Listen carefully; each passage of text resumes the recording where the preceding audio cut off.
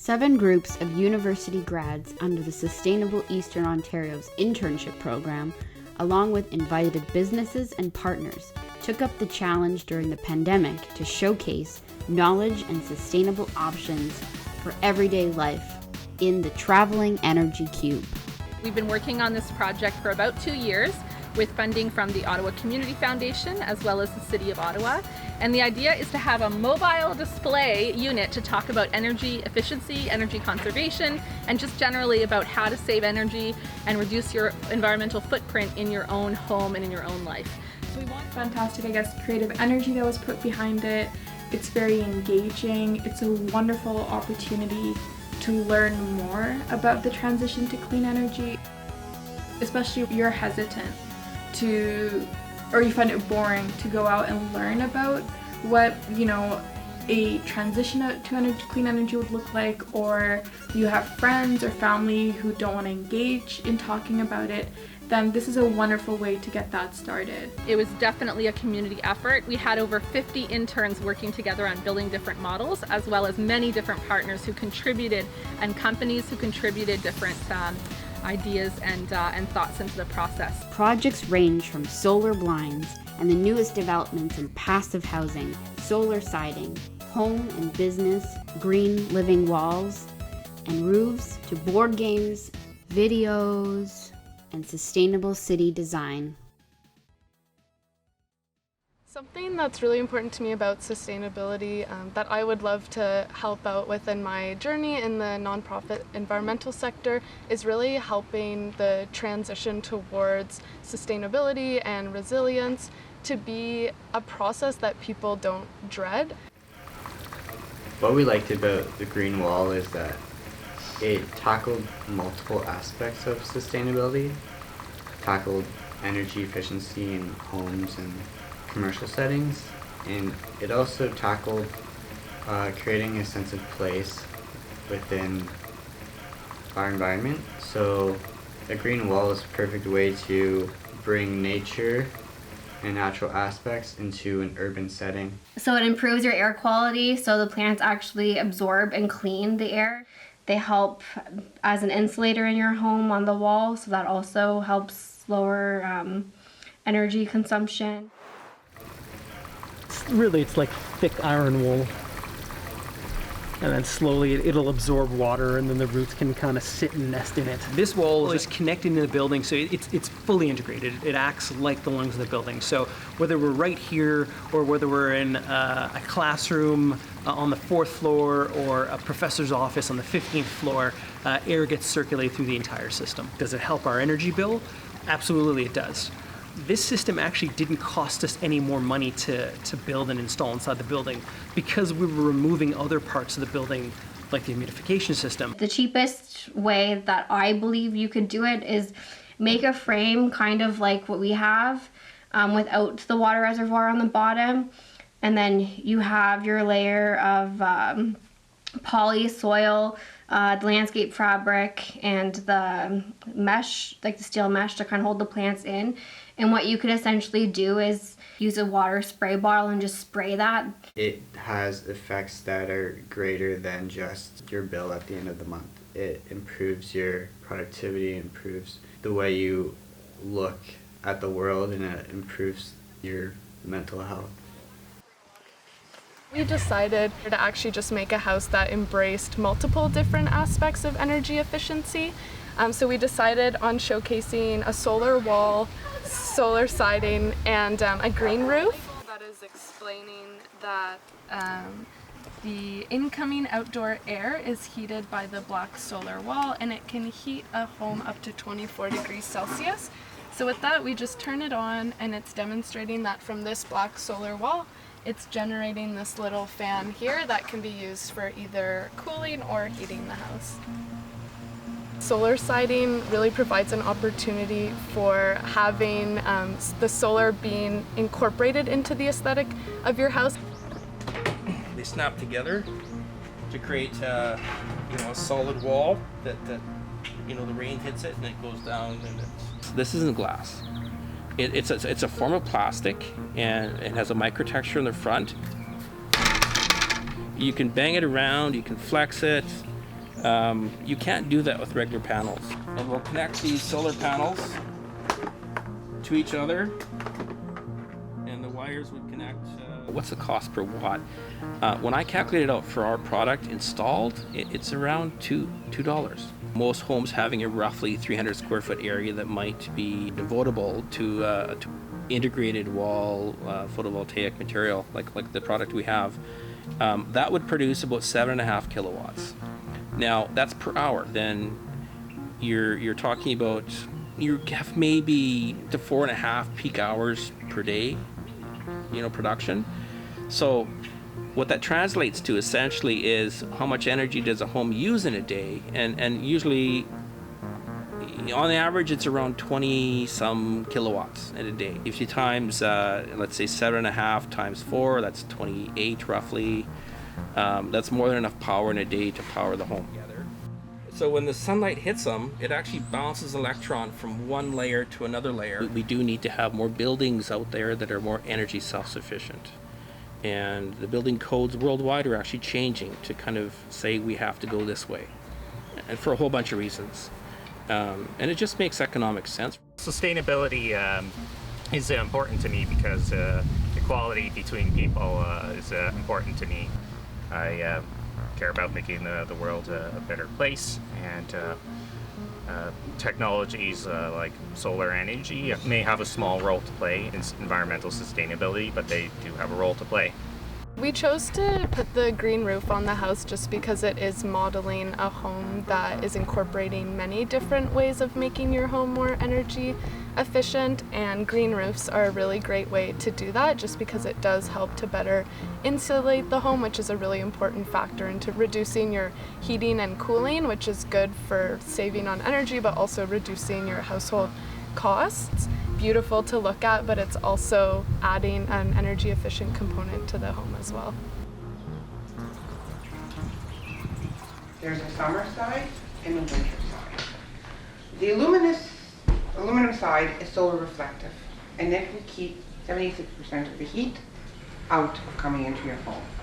We decided we want to work with one of the companies, and that was Krumper's solar blinds. Looked into that and really had an interest there because I thought it was a brilliant technology that's definitely underused. The black side is the nanographite, and that acts as a passive solar collector. So it will actually generate heat in direct light, and both sides block 98% of UV. We have 2 sides with Krumper's summer blinds to compare that with an open side as well as their winter blinds, which allow various slight difference in light, but have a huge difference in how they affect the heating and cooling. Windows do account for a large energy loss for your building. So solar blinds are a technology that's been developed to help increase the insulation in your home. Do you feel the heat? Yeah. Do you feel the heat now? No, not at all. And we can stand there all day and the heat will not go through. Although you can see through the blinds clearly, they are a solid. This is an all-Canadian product, manufactured here in Ottawa, and we're very proud of that. I was born in Latvia, so I come from Europe. We are used to much smaller and lesser. In North America, everything is grand. And I really believe that efficiency does not have to impede on your comfort. Wow. I'm trying. It's, yeah. Okay. Just a little higher side will melt it. Yeah, it's like very hot and then it's like that. Woo! Cool. And the kids become our best ambassadors because you have to teach children when they're little to understand not only the science, but the basic elements of energy efficiency and energy conservation. And it doesn't have to be on a grand scale. Every small step that we make adds up to a very large leap.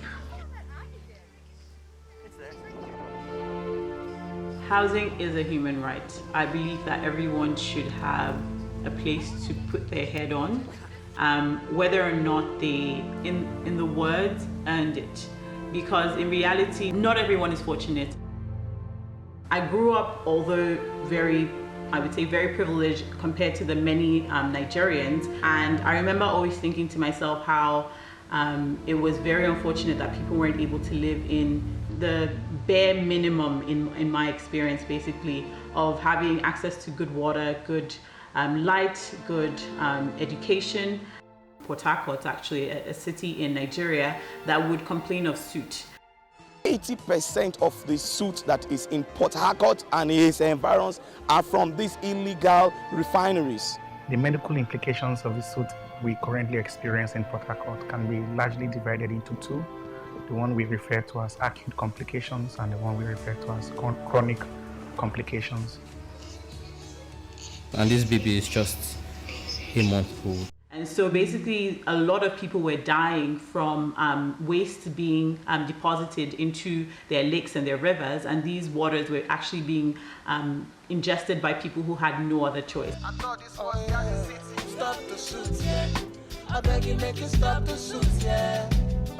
That experience, just being able to see that, really made me decide that, you know what, when I'm older, I want to make a change. I want to build sustainable houses for these people. I just didn't want to build houses that they were not able to maintain over years, but houses that they were able to live in and leave for their children. So I did a lot of research in terms of architectural designs, and I actually went to something that's quite popular in Australia. Passive house is a well-insulated house that is so conservative in energy that the net zero energy loss is omitted. So basically what that means is that because it's conserving all the energy in the house, there's no energy loss. Everything is being encompassed in that home. In sustainability, we always talk about reduce, reuse, and recycle.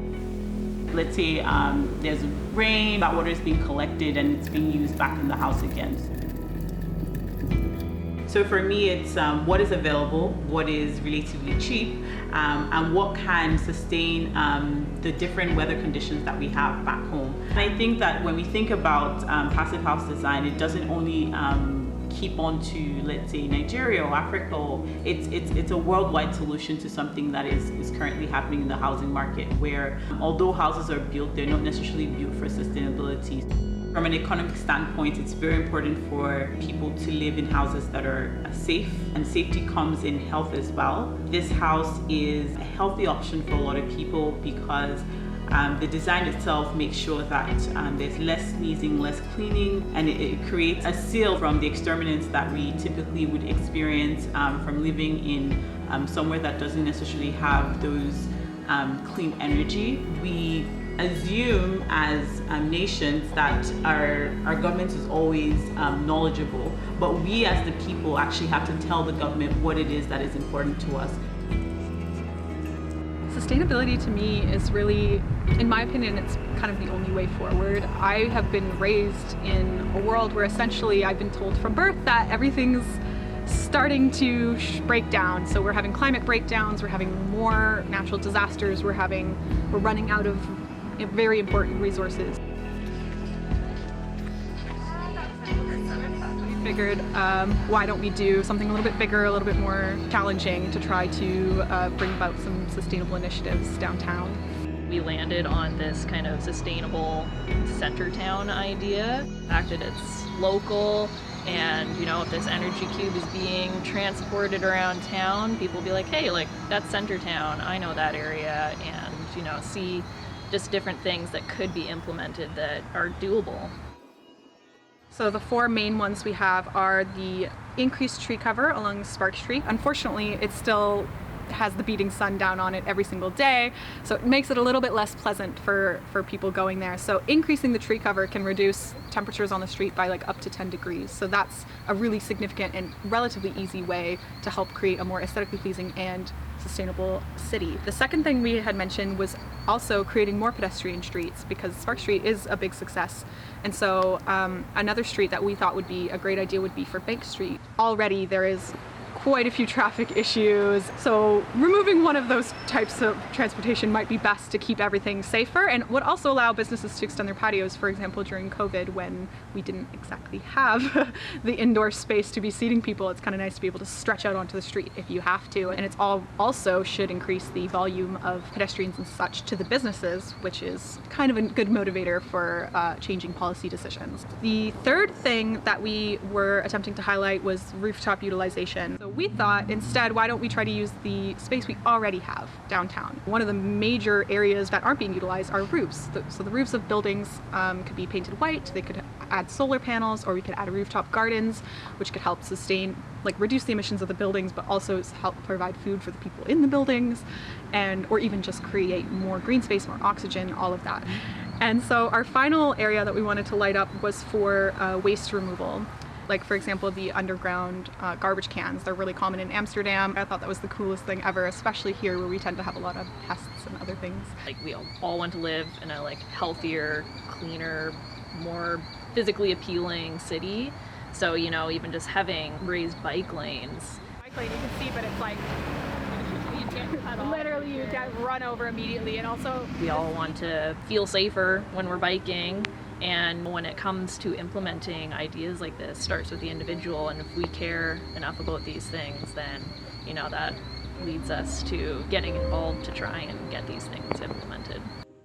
I actually started going to school for biology for medicine. I was just going to go be a doctor or go nurse or do something related to medicine because that's kind of what my whole family did, and it's kind of what I knew, and I wasn't entirely sure about all this sustainability stuff. It seemed a little scary to me. So then once I finally started school and started learning about all these things, I started learning about these major issues, environmental issues that we've been having, especially with the oil sands and just the amount of land that we are tearing up to mine things and create new developments and all this other stuff on this beautiful land that could otherwise be used to grow food. I started to see all of these really important issues starting to kind of blare alarm bells at me, and I was sitting there focusing on anatomy, and it didn't feel right to me. And so at that time I felt like I had to switch kind of what I was doing. I switched into more environmental kind of based course streams, and then once I started learning about that, I was like, oh, this is exactly where I need to be. This is the most important issue right now, and so once I figured that out, it became a lot more clear, and I was just kind of set on using whatever skills I could use to try to further sustainable initiatives. Here are some representations of some solar panels, some green roofs, some white painted roofs, just for different ideas for utilizing rooftops. I think our education system has done a good job identifying the problem, but not necessarily the next steps people can take to solve the problem. How can an individual, help mitigate their carbon footprint? Climate change is so important right now for us to all be raising awareness about, and for kids and camps and festivals and fairs to have a really interactive way to learn about energy. So it really was a community effort, and I'm so grateful to see how when we pull together and come up with an idea, we can turn it into a real solution. I think it's so cool how interactive a lot of the projects are that I've seen so far that are going to be within it, and I feel like it's just a really good space for people to see different sustainable ways of energy that they can kind of have at home or within their communities, and just little tidbits of information that's all kind of cubed together into one. No pun intended.